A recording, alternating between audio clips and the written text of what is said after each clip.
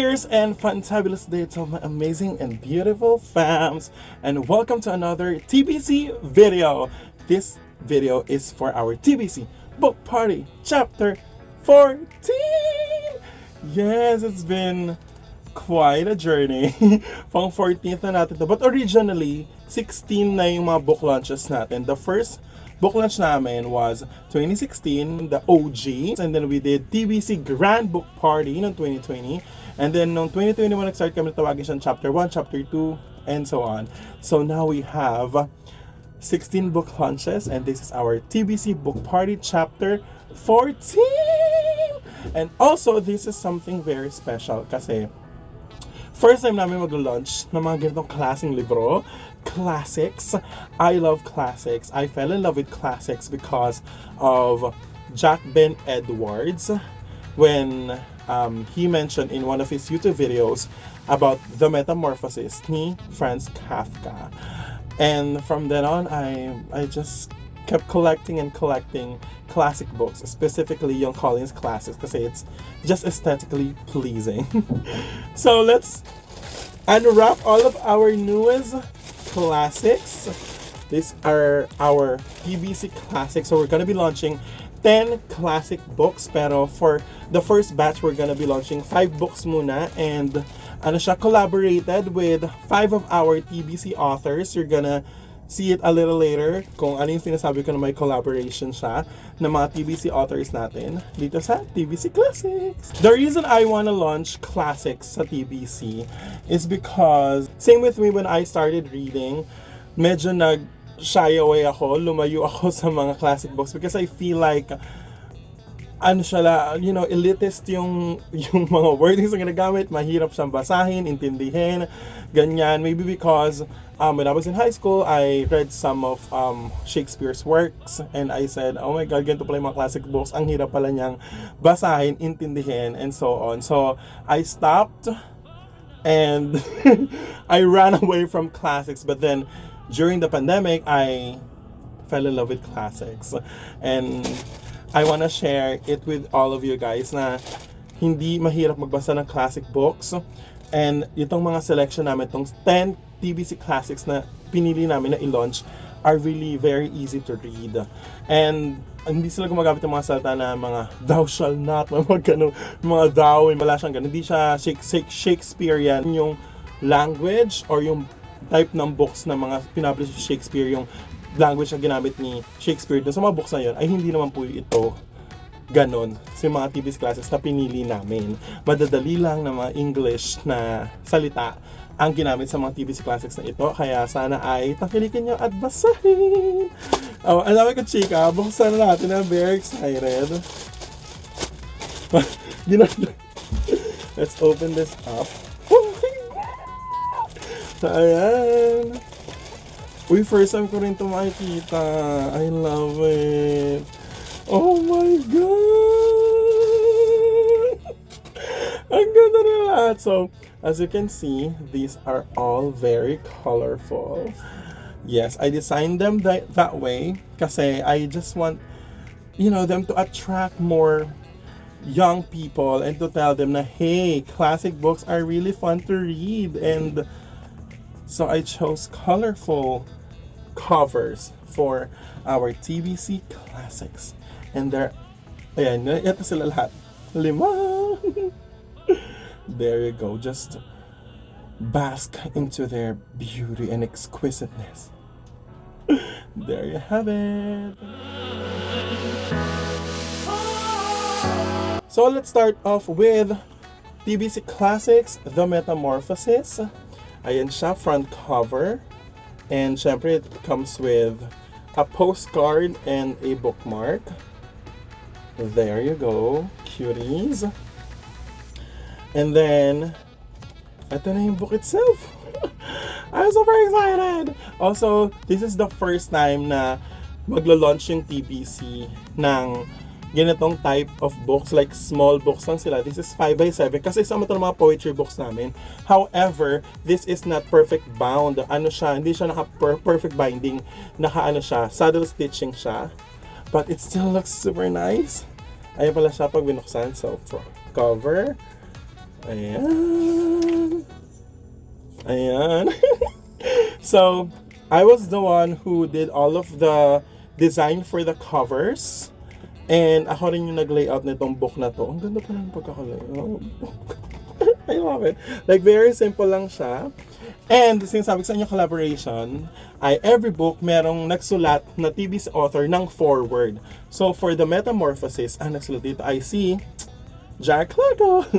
The reason I chose this book to write a forward for this book is, ayun nga, sabi ko nga, I fell in love with classics because of the Metamorphosis dahil sa YouTube video ni Jack Ben Edwards. So, sabi ko, I wanna write the forward for Metamorphosis. So, I did. And I even have my own book na Metamorphosis din yung title. Ito siya. Yan! Super duper inspired kay Franz Kafka. So, I created my anthology book na tinitle ko siya sa Metamorphosis. But this is the original, the legit. Ito pala yung back cover niya. And let's read the blurb for the Metamorphosis.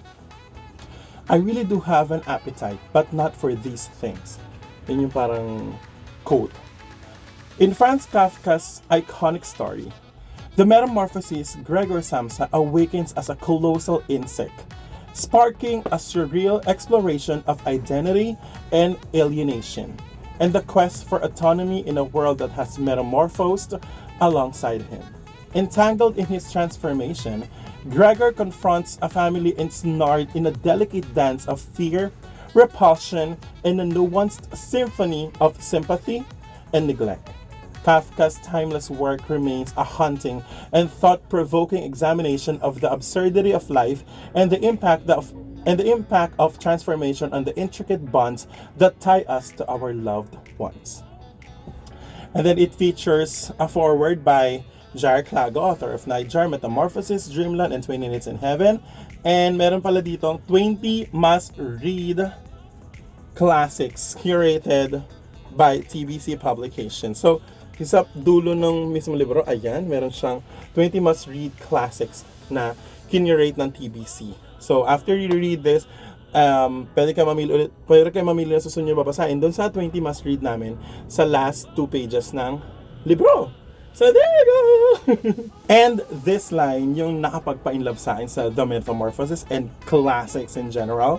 So pabasahin sa inyo yung first line sa The Metamorphosis ni Franz Kafka. One morning, as 𝗪𝗪𝗪𝗪 was waking up from anxious dreams, he discovered that in bed, he had been changed into a monstrous, verminous bug. And that's it! Sabi ko, alang interesting naman nun. The character, 𝗪𝗪𝗪𝗪 woke up from his bed and he has been turned into a bug. Isang insekto. So sabi ko, I wanna read that. And yeah, the rest is history when it comes to my love for classical literature. And let's move on to the next one. The next TBC classic book is The Black Cat ni Edgar Allan Poe, which is also considered as the master or like king of gothic or horror. So this is the book, and collaborated ito with Zach Bautista, the author of Coffee, Tea, and Me. Papakita naman natin yung libro ni Zach Bautista. Ayan, ang Coffee, Tea, and Me. Ayan po ang collaborator natin na nagsulat po ng forward para po sa The Black Cat ni Edgar Allan Poe. So when you buy this book, so ito yung front cover, the back cover, and of course it also comes with a bookmark and a postcard. So this is the postcard and this is the bookmark. There you go. So ito yan. Ganun naman siya. Actually, I made the layout for this book almost the same as the rest kasi nga I wanted to have like a what do you call that? Parang a uniform look with all of our TBC classics. So yellow naman pinili ko na color dito. Actually si Edgar Allan Poe, I just discovered him last year, 2023, and I fell in love with him automatically. I love his works, especially Black Cat, and also yung mga dinagdag namin na stories dito, yung The Telltale Heart, and so many others. So, The Black Cat is a short story. So, dinagdagan namin yung mga stories na nandito. Basically, this is The Black Cat and Other Stories. Makita niyo naman yan dito. Ayan. The Black Cat and Other Stories. So, let's read the blurb for The Black Cat with 𝗧𝗵𝗲. Tomorrow I die, and today I would unburthen my soul. Galing boses ko. Edgar Allan Poe's The Black Cat is a gripping tale of moral unraveling. The narrator's descent into guilt and madness is embodied in a malevolent black cat, creating a haunting exploration of the human mind. Poe's mastery unfolds in a short yet powerful narrative, leaving readers captivated by the chilling confessions of a tormented soul. Unlock this book to find additional tales from the father of American Gothic, each dripping with macabre essence. Features foreword by 𝗧𝗵𝗲, author of Coffee Tea Enemy. And then we have bonus stories, as I mentioned earlier, The Telltale Heart, The Cask of Amontillado, The Pit and Pendulum, and The Oval Portrait. And then, yung isa na 20 must-read classics curated by TBC Publications. So, here you go. This is The Black Cat by Edgar Allan Poe with the foreword by none other than 𝗧𝗵𝗲, the author of Coffee, Tea, and Me. And next, TBC Classic is Alice's Adventures in Wonderland by Lewis Carroll with the foreword by 𝗪𝗪𝗪𝗪, the author of Si Prinsipe Hero at Ang Mundo ng Panaginip. And ito ang libro ni Xandro. Yan, siya ang ating collaborator for Alice's Adventures in Wonderland, kung saan sinulat ni Xandro ang foreword para sa librong ito. So, also this book comes with a postcard and a bookmark. And I chose pink for this. I don't know. I was just going through colors and I said, ano kaya magandang colors sa Alice's Adventures in Wonderland? Though yung damit ni Alice dun sa mismong mga naging depictions na ng Alice's Adventures in Wonderland, like sa Disney and whatever, I color blue, pero I chose this color, pink. So sana magustuhan niyo yan. And then may rabbit, kasi di ba may rabbit doon na sinundan ni Alice, for those who doesn't know the story of Alice's Adventures in Wonderland. And this is the blurb. Imagination is the only weapon in the war against reality. In the whimsical world of Wonderland, Alice, a curious young girl, discovers that reality is a fluid concept. As she stumbles down the rabbit hole, she encounters eccentric characters like the Mad Hatter, the Cheshire Cat, and the Queen of Hearts. Navigating through a landscape of absurdity and wonder, Alice learns that the power of imagination can reshape her perception of the world. Lewis Carroll's timeless tale invites readers to question the boundaries of reality and embrace the enchanting chaos of the unexpected. Features foreword by 𝗪𝗪𝗪𝗪, author of Si Prinsipe Hero at Ang Mundo ng Panaginip, 20 must-read classics curated by TBC Publications. So, ayan siya. I wanna read you guys like a quick little line from the foreword of Xandro. Get ready for a fun ride down the rabbit hole with Alice's Adventures in Wonderland. Yun na. Yun na wala. And this is super lovely, fun book. I feel like I fell in love with this book, and I fell in love with this book when I was younger, and then I just read the book itself, parang unabridged, like yung hindi siya cut, kasi siya mga nabasa ko nung bata ko were the shorter versions. So ito, nung nabasa ko yung buo niya, oh my god, it's very whimsical and just entertaining and magical. So I want to impart this book with everyone, kaya nilaunch namin siya sa TBC Classics. Our fourth TBC Classics, this is The Little Mermaid by Hans Christian Andersen. And ang ating collaborator here, ang nagsulat ng forward ay si Winter Aragon, author ng The Revelria series. Alvin's Eyes and Laction's Lips, and abangan ninyo this year ang kanyang susunod na libro. Kasi ano yun, 4 books yun. So we're gonna be launching the 3rd book of the Revelria series by Winter Aragon this year. Ito yung mga libro ni Winter Aragon, Alvin's Eyes and Laction's Lips. So abangan nyo ang 3rd book na Revelria series.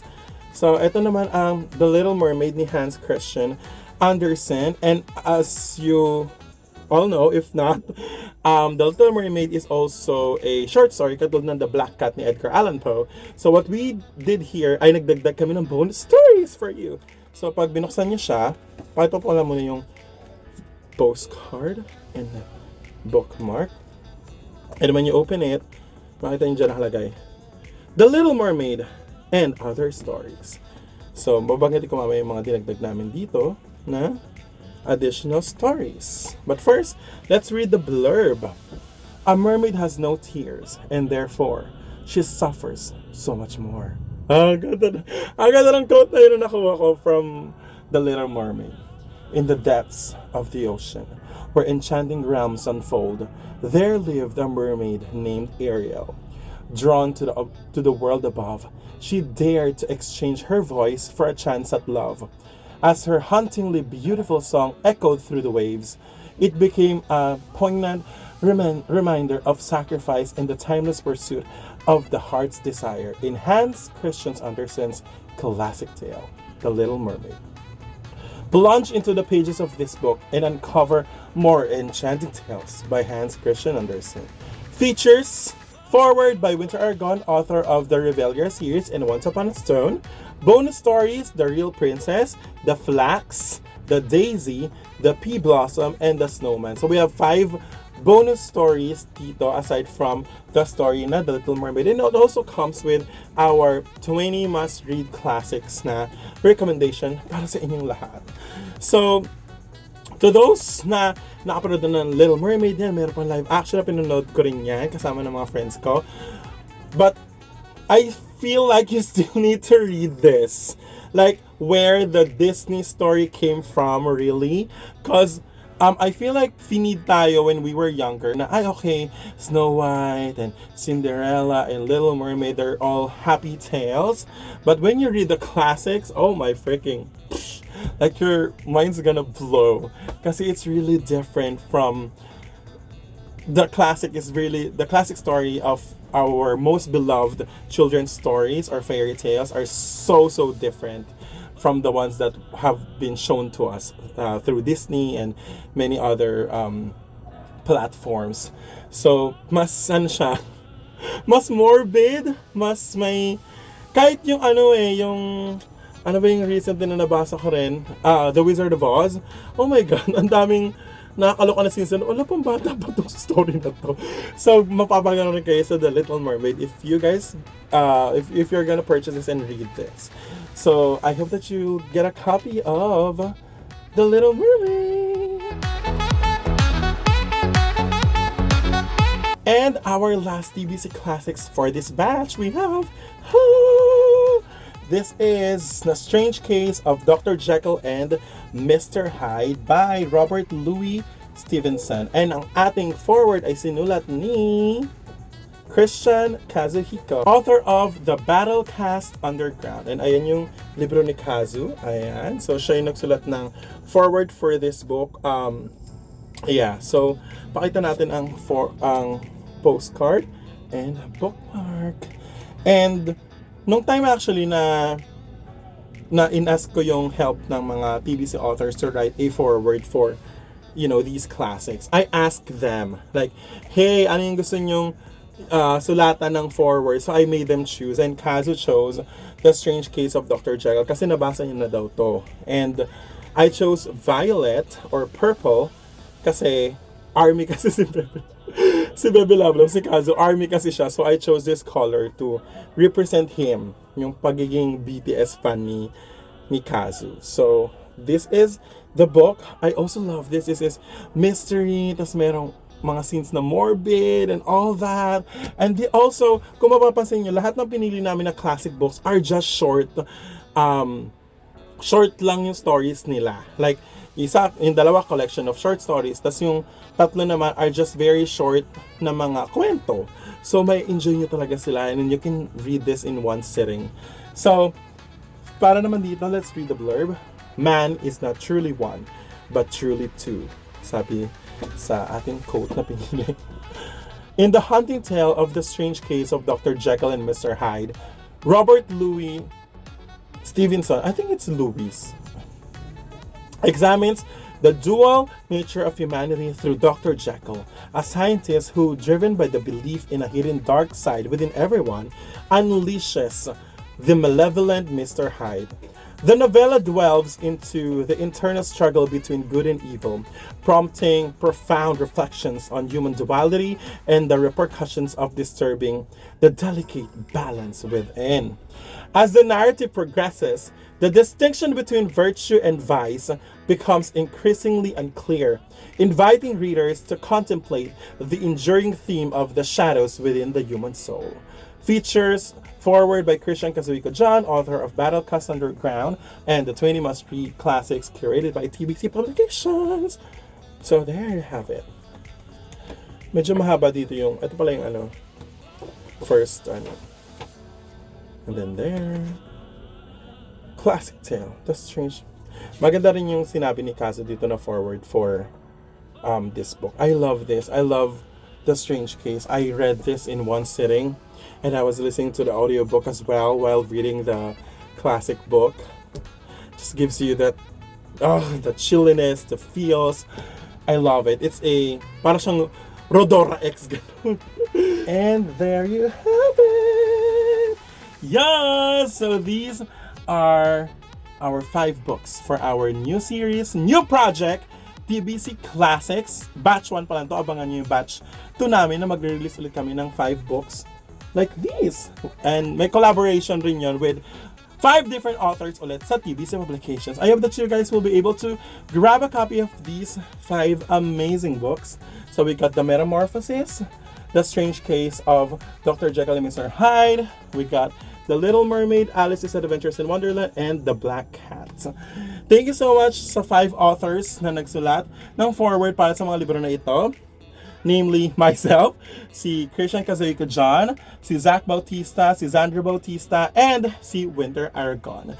These books will be available po sa TBC Shopee namin, so grab a copy na! Thank you so much to everyone who watched this video. Adios! We'll see you guys in the next one!